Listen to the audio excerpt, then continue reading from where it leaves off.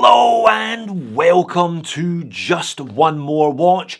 Welcome to another installment of the JOMASHOP Save series. Today you can save at least $10,000 up to a maximum of $55,000 by not buying an Omega Speedmaster and by buying a Pagani PD1701 instead. For the record, I don't think anyone has walked out of an Omega boutique saying they were just going to buy a Pagani instead, but you know what I mean. This model has been a huge hit for Pagani, and no wonder. The Omega is a classic first watch on the moon, etc, etc, and there have been very few homages or affordable alternatives to this point, very few decent ones anyway, and the Pagani version is actually very good. Or at least it is now. They sent me the version 1 of this watch last year and it wasn't very good at all. With silver hands, it just didn't look right. This watch is the much improved version 3 with the white handset it should have had all along. Now, you saw the pop-up. These watches were sent to me for free by the trendy men's watch store on AliExpress. I will therefore leave a link to their listing in the description of the video. These go on sale next week. Your target price is $75 after vouchers. Ali allows you to add items to your cart, lock in the sale price and return and pay for them once the sale begins. If you're watching this video outside of a sale, don't pay more than $85 for one of these. 5 different colours are available, including the rose gold, but I suspect it's the classic white on black that most people will be interested in. Let's flip the camera and have a look at it. So where am I getting these outrageous savings from then? Well, by taking the list price in Australian dollars of one of these, roughly 110, off the list price of a genuine Omega Speedmaster, also in Australian dollars. The Hesalite with the manual wind movement comes in at just under $10,000. If you want the Sapphire Sandwich with automatic movement, you are paying over $11,000 for that one, but the big boy in moonshine gold is over $55,000. Calm down, Omega. We all know you want to be Rolex, but you're not Rolex, you're Omega. When did these Speedmasters get so expensive? I've got a couple of friends who've got these, including Mr. X. I don't think they paid anything like that.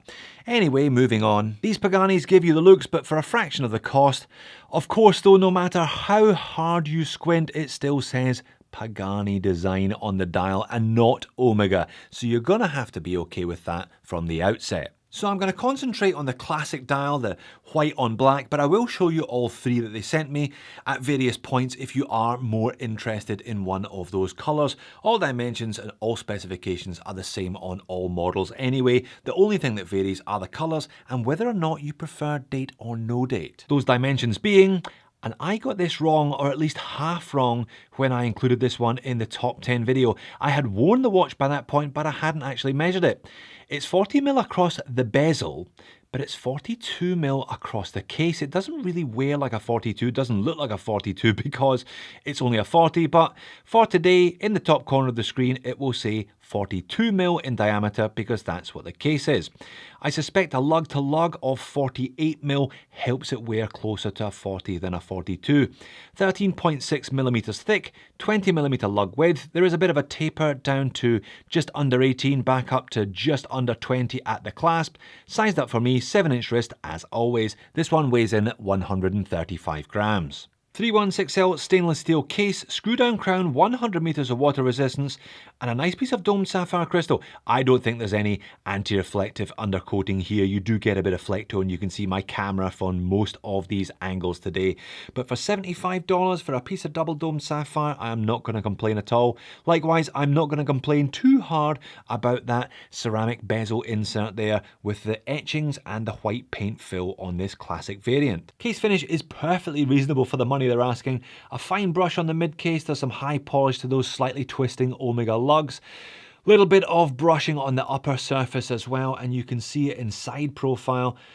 The bezel insert sits flush with the bezel. You've got that double domed sapphire, quite attractive overall. And the bracelet is surprisingly decent considering it's attached to a Pagani. Solid end links, no end link rattle there, which is nice to see. Female style, again, that's going to help it wear well on smaller wrists.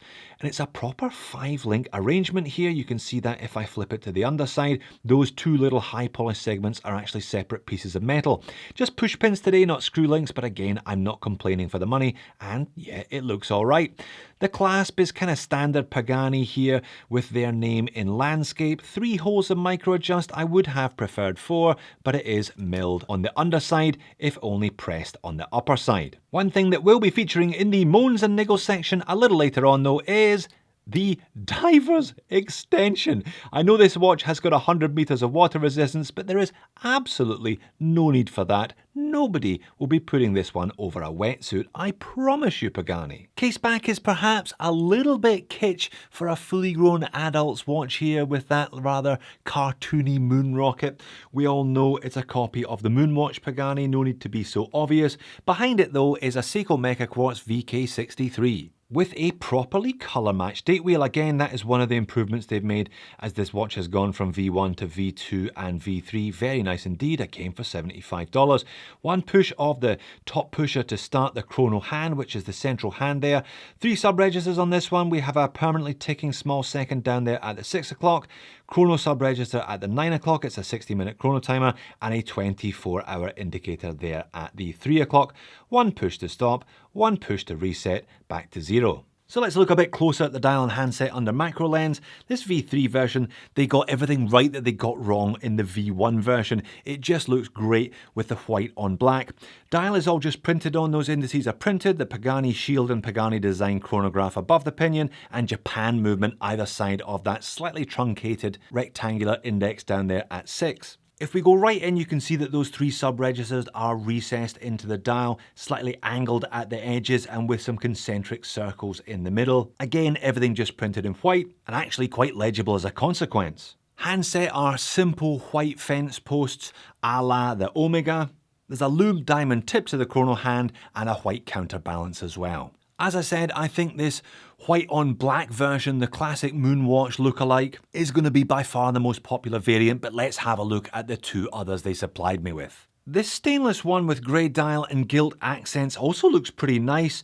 Not going to be as legible as the white on black though. It also has a colour match date complication down there at the 430, gold hands, gold applied indices and gold paint for the minute track of the sub-dials and for the minute track around the outer edge of the main dial. The green and rose gold Bling Master 4000 is the one you buy if you want to attract the most attention with one of these. No date here, which I must say does clean up the dial, makes it look a lot more symmetrical, but you lose a little bit of utility there obviously. Rose gold hands and indices, but I must say the bezel insert fill looks a little bit salmon pink. It doesn't quite match the IP coating of the case and bracelet. So lots of choices then, however I suspect as discussed most people will go straight for the white on black.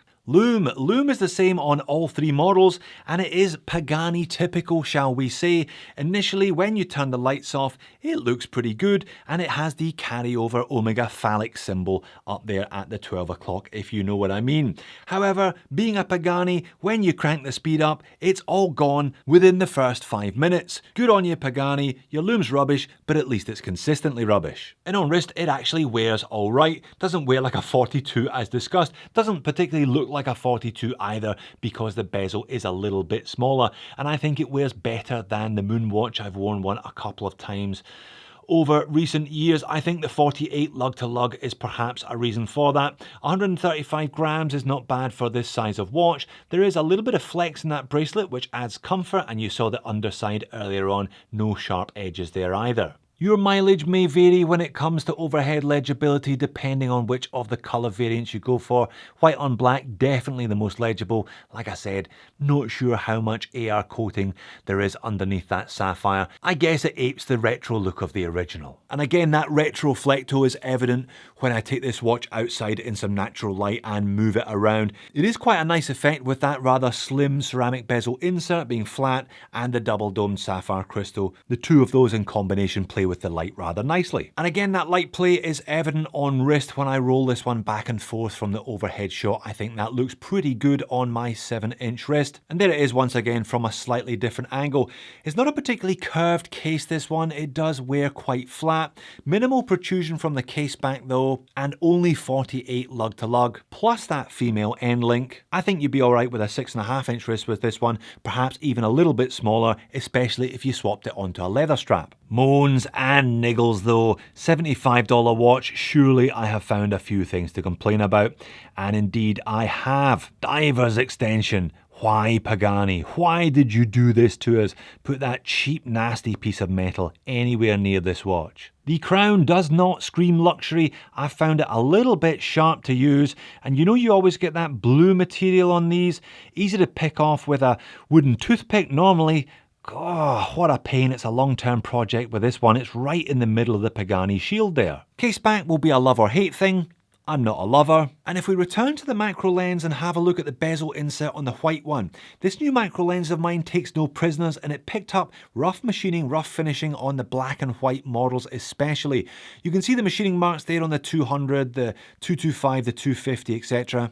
I mean, these are mass produced and sold for $75, so there must be some compromises. This bezel insert is definitely one of them when you get up close. And as discussed, the dial will always say Pagani, it will never say Omega. But if you're alright with that, if you're alright with wearing a one-for-one copy from a cheap brand with their name on it, if you think it's unlikely you'll ever spend 10 grand on an original, then this is absolutely one of Pagani's best watches to date. This one has remarkably few compromises overall. I guess that's one of the benefits of having now 3 revisions. Perhaps they can delete that bloody awful divers extension for the V4. So there you have it, definitely one of the best Pagani watches. I can see why these are so popular. The version 3 white on black really does look a lot more expensive than the $75 price tag would suggest. If you don't fancy the Speedy but still fancy a chrono, why not check out the Daytona lookalike or the more retro looking Paul Newman vintage Daytona lookalike.